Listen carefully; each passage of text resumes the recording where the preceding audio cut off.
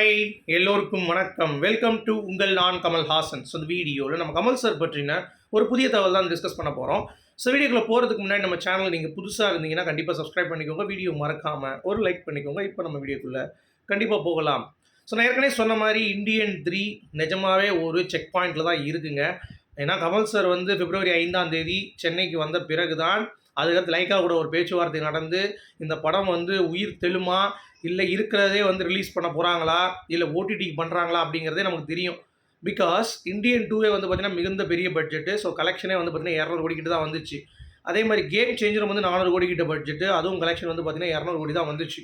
So Shankar as a டேரக்டராக வந்து பார்த்திங்கன்னா அவருடைய அந்த ஒரு பெர்ஃபார்மன்ஸ் அப்படிங்கிறது நாளுக்கு நாள் வந்து டிக்ளைனிங்கில் தான் போயிட்டுருக்கு அப்படிங்கிறது பார்க்க முடியுது. ஸோ அப்படிப்பட்ட ஒரு சூழ்நிலையில் இந்த படம் எதிர்பார்த்த வியாபாரம் எடுக்குமாங்கிறது இப்போ ஒரு மிகப்பெரிய ஒரு ஆர்டிக்கலில் வந்து போட்டிருக்காங்க. அதில் அவங்க ஜட்ஜ் பண்ணுறது வந்து பார்த்தீங்கன்னா இந்த படத்தை ரெட் ஜெயண்ட் எப்படி எடுத்தாங்களோ இந்தியன் 2 இந்தியன் 3 அதே மாதிரி உதயநிதி ஸ்டாலின் எடுத்தால் மட்டும்தான் இது உயிர் தெழும். அப்படி இல்லைனா இது வந்து கஷ்டம். இருக்கிற படத்தை வந்து ரிலீஸ் பண்ணி எவ்வளோ கலெக்ஷன் வருதோ அதை வந்து பங்கெடுத்துக்கோங்க, அவ்வளோதான், பங்கு பிரிச்சுக்கோங்க, முடிஞ்சு போச்சு. அதை விட்டுட்டு நீங்கள் வந்து இதுக்கு நம்ம சோப் போடுவோம்னு சொல்லிட்டு லைக்காவை திருப்பி வந்து இன்வெஸ்ட் பண்ண வச்சிங்கன்னா கண்டிப்பாக அது மிகப்பெரிய ஒரு பிரச்சனையாக தான் ஆகும். சங்கர் சார் கூடிய அந்த ஸ்டாண்டர்டும் வந்து பார்த்திங்கன்னா நாள் படம் கம்மியாகிட்டே இருக்குது அப்படிங்கிறதையும் வந்து கணிச்சிட்டாங்க. ஸோ அடுத்தடுத்த படங்கள் வந்து சங்கர் சாருக்கு வந்து இயல்பாக இருக்குமா, இல்லை ஒரு கூஸ் பம்ப்ஸில் அவர் வந்து படத்தை சினிமாட்டிக் ஆடியன்ஸ் எக்ஸ்பீரியன்ஸுக்கு வந்து கொடுக்க முடியுமா அப்படிங்கிறதே ஒரு மிகப்பெரிய ஒரு கேள்விக்குறி ஆகிடுச்சு. ஸோ அதனாலேயே மக்கள் வந்து பார்த்திங்கன்னா இப்போது ஐயோ கேம் சேஞ்சரா, ஐயோ ஆளை விடுங்கப்பா அப்படின்ற மாதிரி இப்போ பொங்கல் ரேஸில் மதகஜராஜா பார்க்குறவங்க கூட கேம் சேஞ்சரை பார்க்கல. அப்போ அந்தளவுக்கு அந்த தரம் வந்து பார்த்திங்கன்னா சங்கர் சாரோடைய இது குறைஞ்சிக்கிட்டே வருது. போன வருஷம் பிளாக் பஸ்டர் அரண்மனை 4ல் நம்ம சுந்தர்சி பண்ணார். இந்த வருஷம் பிளாக் பஸ்டர் மதகஜராஜாவில் சுந்தர்சியை பண்ணுறாரு. கிட்டத்தட்ட 12 வருஷம் பண்ண பழைய படம். இதுதான் இங்கே ஆச்சரியமே. ஸோ இதில் பார்த்துக்கோங்க, இதில் சங்கர் சாரோடைய ஒரு பக்குவம் இல்லை எப்படி அதை அக்செப்ட் பண்ணுறது அப்படிங்கிறது வந்து பார்த்திங்கன்னா இன்னும் வந்து மெருகேற வேண்டும். அப்படி தான் ஸ்டாண்ட் பண்ண முடியும் இண்டஸ்ட்ரியில். இல்லாட்டி வந்து பார்த்திங்கன்னா சங்கர் சார் கிராஃப் வந்து கீழே இறங்கிடும் அப்படிங்கிறது தான். ஸோ வெயிட் பண்ணி பார்ப்போம் கமல் சார் வந்த பிறகு அவங்க என்ன பண்ணுறாங்க அப்படின்னு சொல்லிட்டு. ஓகேங்களா. அடுத்து மணிரத்னம் அவர்கள் கேஎஸ் 237க்கு அப்புறம் கமல் சாரை வைத்து ஒரு கதை வந்து பார்த்திங்கன்னா கமல் சாருடைய கதையில் மணிரத்னம் இயக்கத்தில் புது நடிகர்கள்லாம் வந்து நடிக்கக்கூடிய ஒரு படமாக இது உருவாகும்ன்ற மாதிரி சொல்லியிருக்காங்க.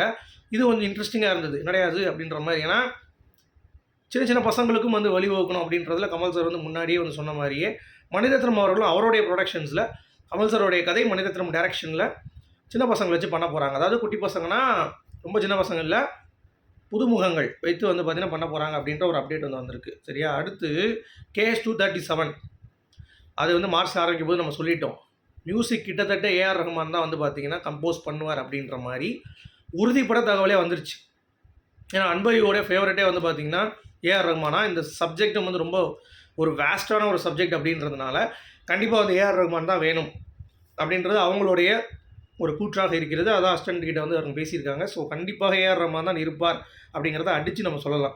சரியா. ஸோ வெயிட் பண்ணி பார்ப்போம். அடுத்து கமல் சார் வந்து ஒரு படத்தை ரீமேக் பண்ணார் வைங்களேன். அந்த படத்தில் கமல் சாரோட பெர்ஃபார்மன்ஸ் அடையாளப்படுத்தி அடுத்தடுத்து அவங்க என்ன பண்ணாங்க அப்படிங்கிறத வச்சு இப்போ கம்பேரிஷன் போகும். இப்போ பாபநாசம் நடித்தார், வசூல்ராஜ் நடித்தார், அதில் என்னெல்லாம் நடித்தாங்கங்கிறத வச்சு ஒரு கம்பேர் பண்ணோம். ஆனால் கமல் சார் இங்கே பண்ண ஒரு படத்தை எவனுக்குமே கட்ஸ் கிடையாது. எடுத்து நம்ம இன்னொரு மொழியில் பண்ணுவோம், இன்னொரு வட்டம் பண்ணுவோம், கமல் சார் மாதிரி பெர்ஃபார்ம் பண்ணுவோங்கிறது எவனுமே பண்ணது கிடையாது.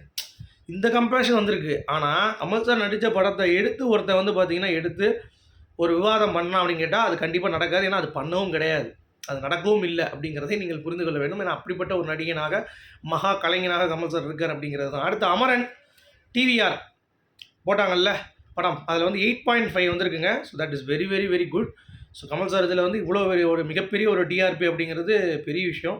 So that is good. நம்ம கண்டிப்பாக வந்து பாராட்டணும். அடுத்து வந்து பார்த்திங்கன்னா ஜெய்பீம் நடித்த மணிகண்டன் இருக்கார்ல, அவர் கமல் சார் தான் அந்த படத்தை பார்த்து முதல்ல என்னை பாராட்டினார். நான் கமல் சார் ரசிகன். அதை தாண்டி இந்த படம் என்னை வந்து ரொம்ப அழக வச்சிருச்சு, கண் கலங்கிட்டார் மனுஷன் அப்படின்ற மாதிரி பேசியிருந்தார்.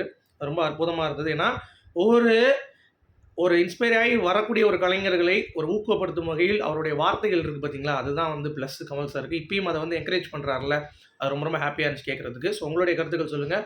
மீண்டும் நாளை இன்னும் சூப்பராக சந்திப்போம். அது வரைக்கும் குட் பை.